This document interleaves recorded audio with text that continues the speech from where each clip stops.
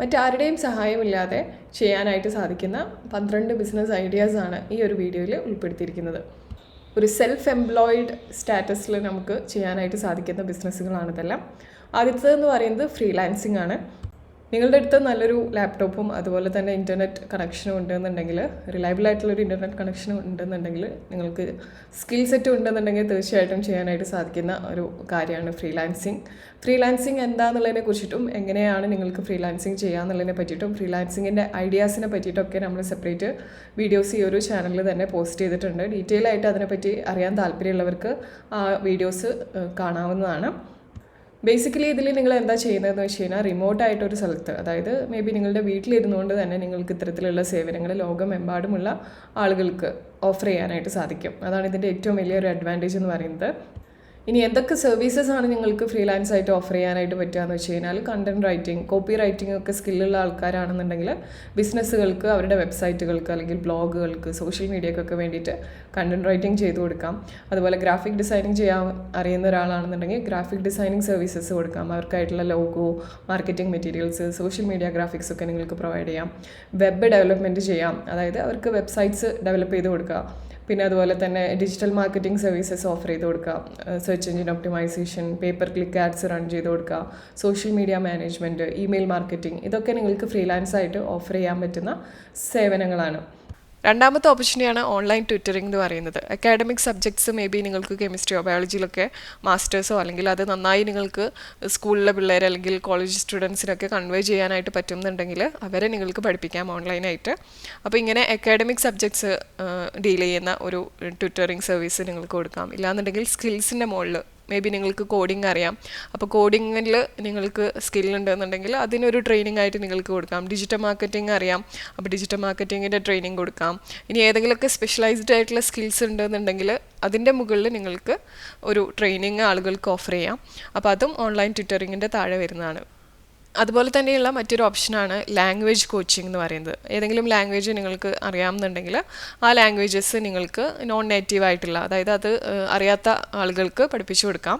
അപ്പോൾ അതും നല്ലൊരു ഓപ്പർച്യൂണിറ്റിയാണ്. അപ്പോൾ ഇതെല്ലാം ഓൺലൈൻ ട്യൂറ്ററിങ്ങിന് താഴെ വരുന്ന സെൽഫായിട്ട് നിങ്ങൾക്ക് ചെയ്യാൻ പറ്റുന്ന കുറച്ച് ഓപ്പർച്യൂണിറ്റീസാണ്.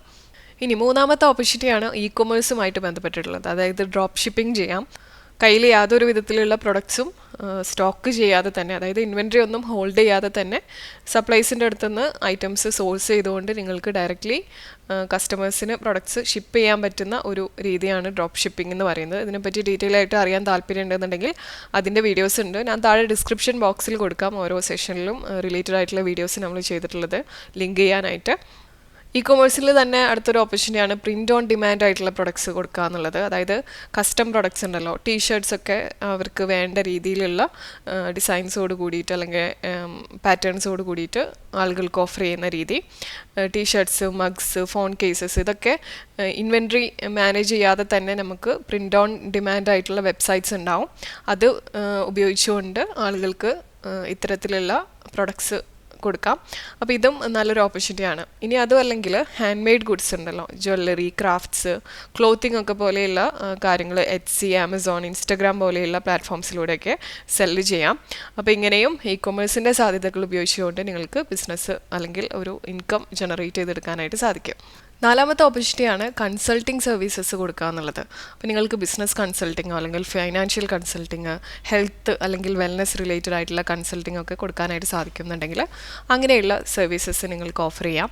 അപ്പോൾ ബിസിനസ്സുമായിട്ട് റിലേറ്റഡ് ആയിട്ട് സ്മോൾ ബിസിനസ്സുകൾക്ക് സ്ട്രാറ്റജി പറഞ്ഞു കൊടുക്കുക, ഓപ്പറേഷൻസ്, മാനേജ്മെൻറ്റിനൊക്കെ റിലേറ്റഡ് ആയിട്ടുള്ള ഹെൽപ്പ് പ്രൊവൈഡ് ചെയ്യാൻ പറ്റുന്നുണ്ടെങ്കിൽ അത് ഒരു ഓപ്പർച്യൂണിറ്റിയാണ്. ഇനി അതല്ലാന്നുണ്ടെങ്കിൽ ഫൈനാൻഷ്യൽ കൺസൾട്ടിങ്, അതായത് പേഴ്സണൽ ഫൈനാൻസ് റിലേറ്റഡ് ആയിട്ടുള്ള അഡ്വൈസസ് ഓഫർ ചെയ്യുക, ഇൻവെസ്റ്റ്മെൻറ്റ് റിലേറ്റഡ് ആയിട്ടുള്ള അഡ്വൈസസ്, ടാക്സേഷൻ റിലേറ്റഡ് ആയിട്ടുള്ളത്, ഇതൊക്കെ ആളുകൾക്ക് ഓഫർ ചെയ്ത് കഴിഞ്ഞാൽ ഒബ്വിയസ്ലി നിങ്ങൾക്ക് അതിനുള്ള സ്കിൽസും കൂടെ ഉണ്ടാവണം കേട്ടോ. നിങ്ങൾക്ക് അതിനകത്ത് സ്കിൽ സെറ്റ് ഉണ്ടെന്നുണ്ടെങ്കിൽ ഓഫർ ചെയ്യാൻ പറ്റുന്ന കാര്യങ്ങളാണിതെല്ലാം. പിന്നെ അതുപോലെ തന്നെയാണ് ഹെൽത്ത് ആൻഡ് വെൽനസ് റിലേറ്റഡ് ആയിട്ടുള്ള കൺസൾട്ടിങ്, ന്യൂട്രീഷൻ റിലേറ്റഡ് ആയിട്ട്, ഫിറ്റ്നസ് റിലേറ്റഡ് ആയിട്ട്, ആളുകൾക്ക് മെൻ്റൽ ഹെൽത്തിന് റിലേറ്റഡ് ആയിട്ടൊക്കെയുള്ള അഡ്വൈസസ് പ്രൊവൈഡ് ചെയ്യാൻ സാധിക്കുന്നുണ്ടെങ്കിൽ അതും നല്ലൊരു ഓപ്പർച്യൂണിറ്റിയാണ്. കണ്ടൻറ് ക്രിയേഷൻ എന്നുകൊണ്ട് ഉദ്ദേശിക്കുന്നത് ആളുകൾക്ക് ഉപകാരപ്പെടുന്ന രീതിയിലുള്ള അല്ലെങ്കിൽ ആളുകളെ എൻ്റർടൈൻ ചെയ്തുകൊണ്ടിരിക്കുന്ന രീതിയിലുള്ള കണ്ടൻറ്റ് നിങ്ങൾ ഉണ്ടാക്കുക എന്നുള്ളതാണ്. അപ്പോൾ ഇത് യൂട്യൂബ് ചാനലിലൂടെ ആവാം, ഇല്ലെങ്കിൽ ബ്ലോഗിങ് ചെയ്തിട്ടാവാം, പോഡ്കാസ്റ്റിംഗ് ചെയ്തിട്ടാവാം.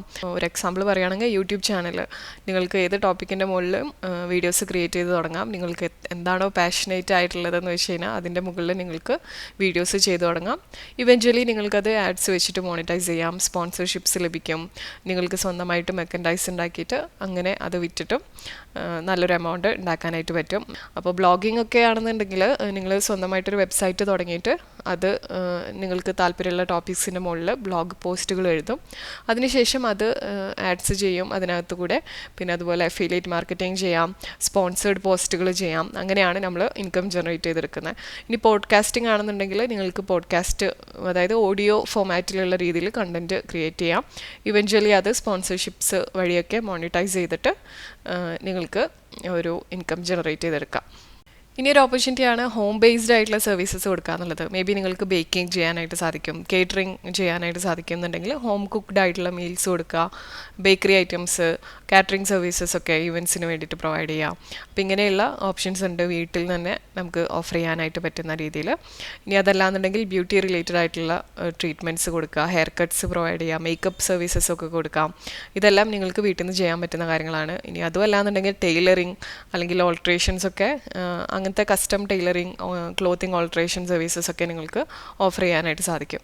ഇനി നിങ്ങൾക്ക് കൃഷിയിലാണ് താല്പര്യം എന്നുണ്ടെങ്കിൽ ഓർഗാനിക് ഫാമിംഗ്, ഓർഗാനിക് ആയിട്ടുള്ള വെജിറ്റബിൾസ്, ഫ്രൂട്ട്സ്, ഹെർബ്സ് ഇതൊക്കെ ഗ്രോ ചെയ്തിട്ട് നമുക്ക് ലോക്കൽ മാർക്കറ്റ്സിലോ അല്ലെങ്കിൽ ഓൺലൈനൊക്കെ ആയിട്ട് സെല്ല് ചെയ്യാവുന്നതാണ്. ഹെർബ്സ് അല്ലെങ്കിൽ ഡ്രൈഡ് ആയിട്ടൊക്കെ ചെയ്യാനായിട്ട് പറ്റുന്നുണ്ടെങ്കിൽ ഒബ്വിയസ്ലി ഓൺലൈനായിട്ട് നിങ്ങൾക്കത് ചെയ്യാനായിട്ട് സാധിക്കും.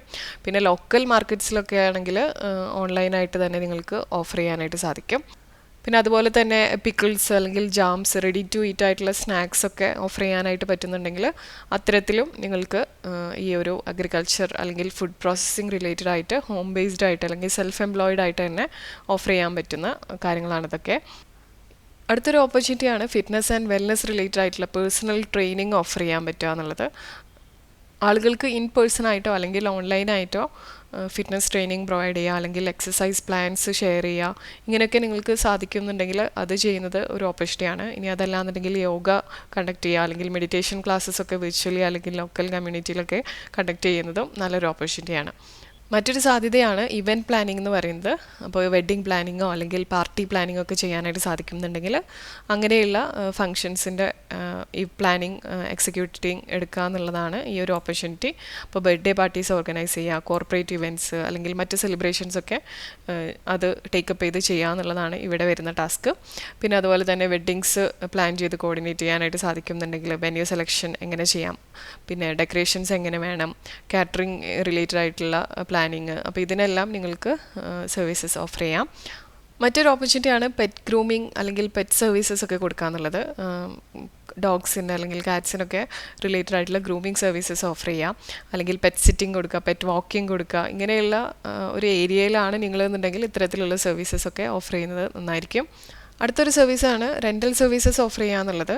അതായത് ഇവൻ്റ് എക്യുപ്മെൻറ്റ്സ് മേ ബി നിങ്ങൾക്ക് റെൻ്റലായിട്ട് കൊടുക്കാം, ചെയേഴ്സോ അല്ലെങ്കിൽ ടേബിൾസോ മറ്റ് എക്യുപ്മെൻറ്റ്സ് എന്തെങ്കിലും ഇവൻറ്റ്സിന് ആവശ്യമുള്ള രീതിയിലുള്ള കാര്യങ്ങൾ നിങ്ങൾക്ക് വേണമെന്നുണ്ടെങ്കിൽ ഓഫർ ചെയ്യാം. ഇല്ലെങ്കിൽ വെഹിക്കിൾസ് റെൻറ്റിന് കൊടുക്കാം, കാർസോ ബൈക്സോ സ്കൂട്ടേഴ്സൊക്കെ ഉണ്ടെന്നുണ്ടെങ്കിൽ അത് നിങ്ങൾക്ക് റെൻറ്റ് ചെയ്ത് കൊടുക്കാൻ താല്പര്യമുണ്ടെന്നുണ്ടെങ്കിൽ അങ്ങനത്തെ രീതിയിലും സർവീസസ് ഓഫർ ചെയ്യാവുന്നതാണ്. ഇനി നിങ്ങൾക്ക് സ്കില്ലുണ്ടെങ്കിൽ ചെയ്യാവുന്ന മറ്റൊരു കാര്യമാണ് റിയൽ എസ്റ്റേറ്റുമായി ബന്ധപ്പെട്ടിട്ടുള്ളത്. അതായത് ലാൻഡ് ലോഡ്സിന് അവരുടെ റെൻ്റൽ പ്രോപ്പർട്ടീസ് മാനേജ് ചെയ്യാനായിട്ട് ഹെൽപ്പ് ചെയ്യാം. അതായത് സമയാസമയത്ത് റെൻറ്റിന് അവൈലബിൾ ആയിരിക്കുന്ന സമയത്ത് നിങ്ങൾക്ക് അവർ ആവശ്യക്കാരുമായിട്ട് കണക്ട് ചെയ്യുന്ന രീതിയിൽ വർക്ക് ചെയ്യാം. ഒരു റിയൽ എസ്റ്റേറ്റ് ഏജൻ്റായിട്ട് ആളുകൾക്ക് പ്രോപ്പർട്ടീസ് ബൈ ചെയ്യാനും സെൽ ചെയ്യാനും അല്ലെങ്കിൽ റെൻറ്റ് ചെയ്യാനൊക്കെയുള്ള ഓപ്പർച്യൂണിറ്റീസ് പ്രൊവൈഡ് ചെയ്യാമെന്നുള്ളത് നോക്കാം. അപ്പോൾ ഇതെല്ലാം നിങ്ങളുടെ സ്കിൽസും നിങ്ങളുടെ ഇൻട്രസ്റ്റും മാർക്കറ്റ് ഡിമാൻഡിൻ്റെയും മുകളിലാണ് ഈ ഐഡിയാസ് എല്ലാം എത്രത്തോണ്ട് വർക്കാവും ഇല്ലേ എന്നുള്ളത് ഡിപ്പെൻഡ് ചെയ്തിരിക്കുന്നത്. ഈ ഓപ്പർച്യൂണിറ്റി എല്ലാം ലിമിറ്റഡ് ബഡ്ജറ്റിലാണെങ്കിൽ പോലും നിങ്ങൾക്ക് ചെയ്യാനായിട്ട് സാധിക്കുന്ന കാര്യങ്ങളാണ്.